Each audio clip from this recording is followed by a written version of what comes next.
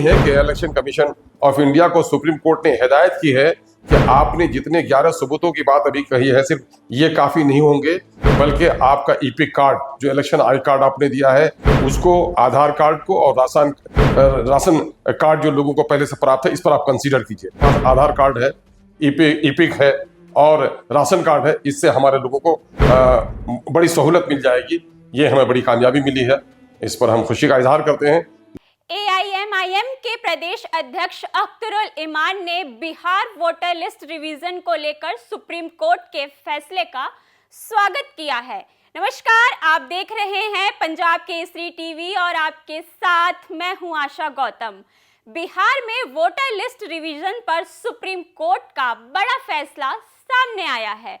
Court ने SIR में आधार card, मतदाता पहचान पत्र और राशन कार्ड शामिल करने का सुझाव दिया है। तो वहीं सुप्रीम कोर्ट के इस फैसले पर खुशी जाहिर करते हुए AIMIM के प्रदेश अध्यक्ष अख्तरुल इमान ने कहा कि सुप्रीम कोर्ट ने इलेक्शन कमीशन ऑफ इंडिया को कहा है कि 11 तरह के डॉक्यूमेंट के अलावा आधार, वोटर और राशन कार्ड को भी शामिल किया जाए। वैसे लोग जिनके पास बाकी कागजात नहीं हैं, उन्हें भी वेरिफिकेशन करवाने में आसानी होगी। तो वहीं अख्तरुल इमान ने इलेक्शन कमीशन द्वारा कम समय में इस कार्य को किए जाने को तुगलकी फरमान बताया और कहा कि ये मुनासिब नहीं है, इस समय को आप बढ़ाइए।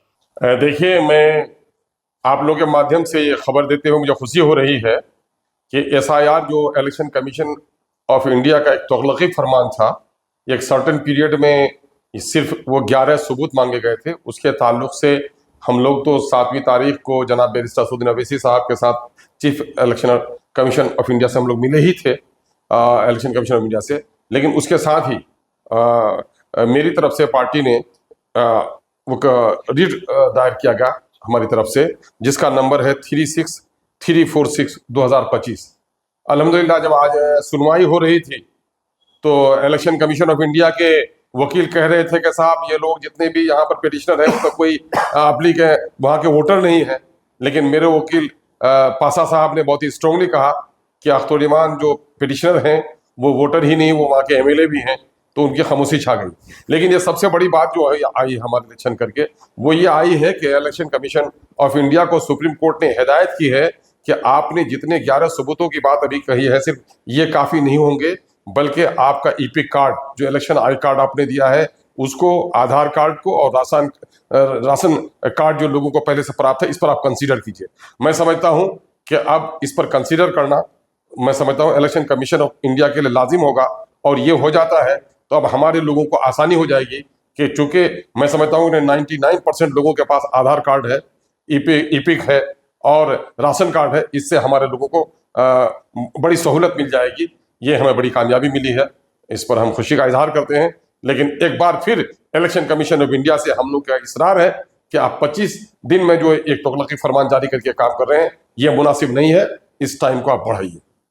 बता दें कि बिहार मतदाता सूची में विशेष गहन पुनरीक्षण के विरोध में दायर याचिकाओं को लेकर बीते गुरुवार को सुप्रीम कोर्ट में लंबी सुनवाई चली। इस दौरान सुप्रीम कोर्ट ने मतदाता सूची पुनरीक्षण पर रोक लगाने से इनकार कर दिया है और इसे संवैधानिक अधिकार बताया।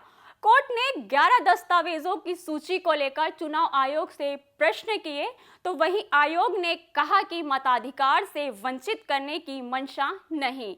कोर्ट ने चुनाव आयोग को निर्देश दिया कि दस्तावेजों में आधार कार्ड, वोटर ID कार्ड और राशन कार्ड को भी शामिल करने पर विचार करे। अब इस मामले में सुप्रीम कोर्ट 28 जुलाई को फिर सुनवाई करेगा। कोशिश यही है कि आम नागरिक का जो वोट देने का अधिकार उनको संविधान ने दिया है, वो अधिकार उनसे ना छूटे। पंजाब केसरी टीवी के लिए रजनीश कुमार की रिपोर्ट। हमसे जुड़े रहने के लिए हमारे YouTube चैनल को सब्सक्राइब करें और नई वीडियो की नोटिफिकेशन के लिए बेल आइकॉन को दबाएं।